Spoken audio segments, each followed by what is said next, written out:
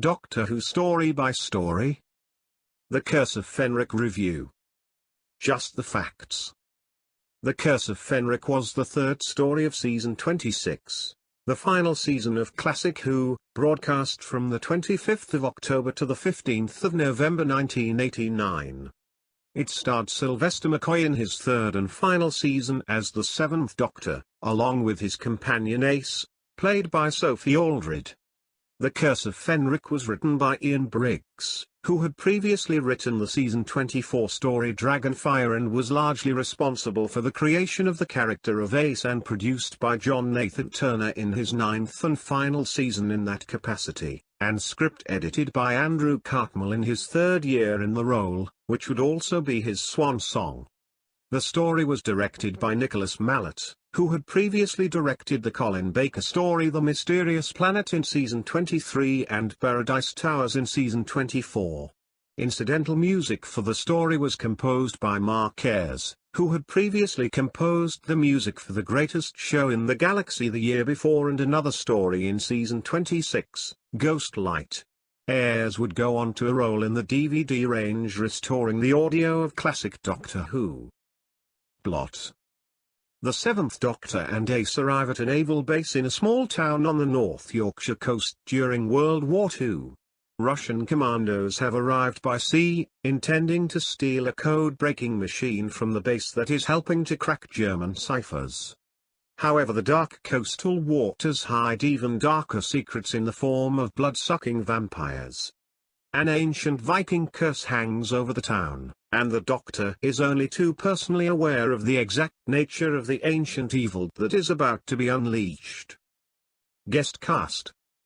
There is a terrific guest cast assembled for this story, including Dinsdale Landon as crippled genius Dr. Judson, an accomplished character actor with a long history in film and television, including credits such as Rasputin the Mud Monk, Digby, The Biggest Dog in the World, Morons from Outer Space, and the situation comedy series Divinish. Also appearing in the story were Alfred Lynch as the Viking-obsessed Commander Millington, Lynch having appeared in such films as The Craze, 55 Days at Peking with Charlton Heston and On the Fiddle with Sean Connery.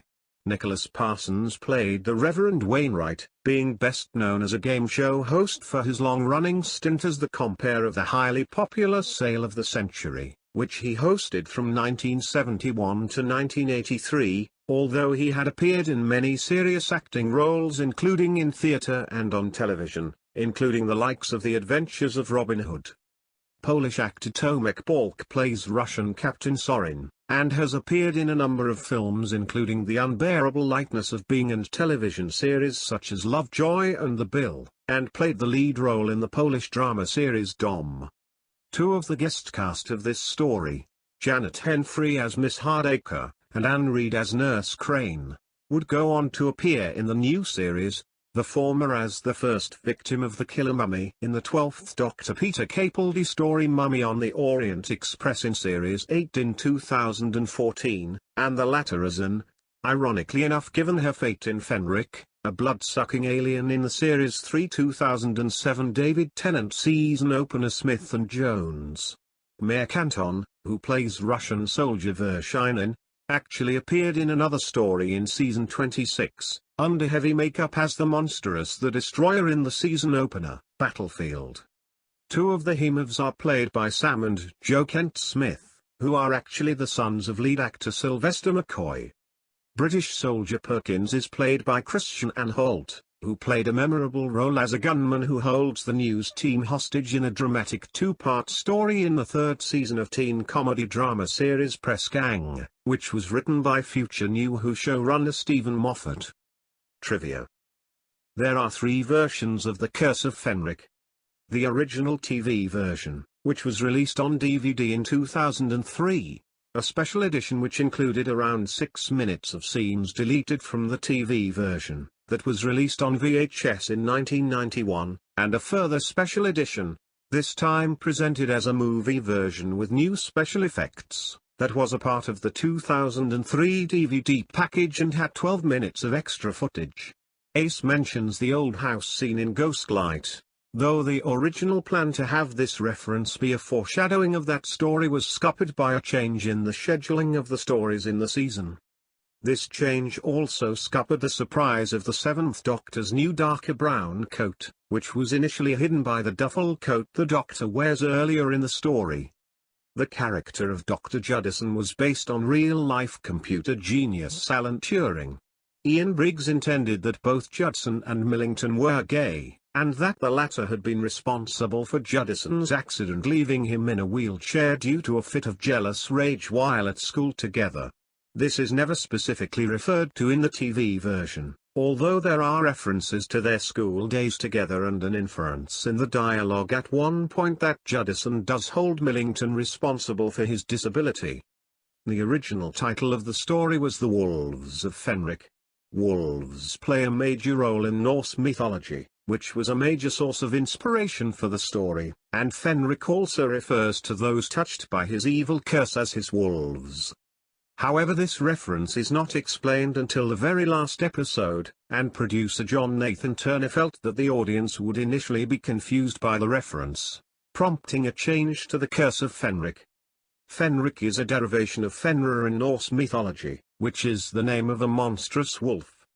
This aspect of Norse mythology also appears to have been an influence on the climactic Season 3 Robin of Sherwood 2 part of The Time of the Wolf, where recurring sorcerer villain Gulner, played by Rocky Horror star Richard O'Brien, is leading a cult known as the Sons of Fenris, who run around wearing wolf skins.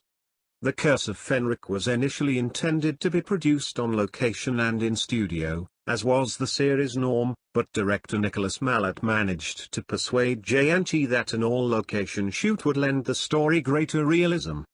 The part of Miss Hardacre was originally offered to Sylvia Sims, who turned it down but ended up in season 26 anyway as Mrs. Pritchard in Ghostlight.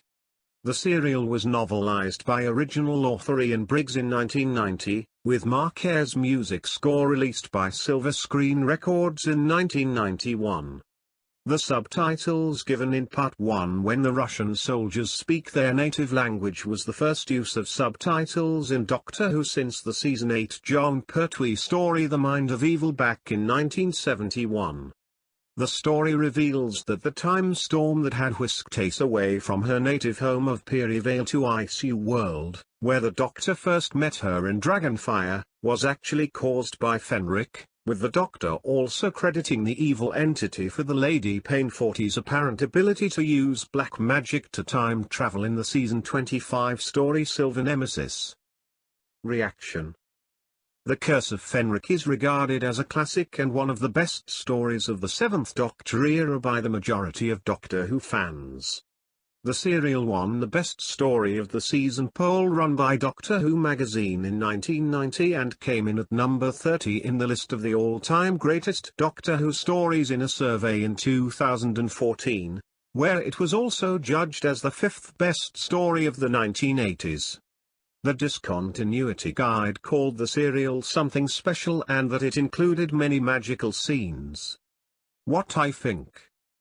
The Curse of Fenric has long been a favorite of mine. I saw it in unusual circumstances back in the day, having missed it on transmission due to being on holiday, but a friend taped me the story and I thus watched the whole thing in one go when I returned, and was completely blown away by it. For a long time I would have said that The Curse of Fenric was my all-time favorite Doctor Who story, and while I would not go quite that far today, it is still an excellent story and one of the best stories of the Seventh Doctor's era, an era which is one of my top 3 favorites alongside that of the First and Fourth Doctors. In fact, I watched Fenric again just under a fortnight ago, after more than 5 years since my last viewing, and fell in love with it yet again. Sylvester McCoy is on spectacular form with the Seventh Doctor, more brooding, manipulative and dangerous than ever before, and Sophie Aldred is her usual great self too, even if the 1940s fashions don't really suit her all that well in my opinion. The guest cast, script, atmospheric direction and superb music score are all of the highest quality too. My only complaint is not with the story but with the lack of the original VHS extended version on the DVD, which I find to be the definitive version, and far superior to the DVD team's own lackluster movie special edition version. Maybe it will turn up on a season Blu-ray box set eventually, if their egos doth allow that, of course. All in all, The Curse of Fenric is a splendid story and deserves nothing less than a full-on A+.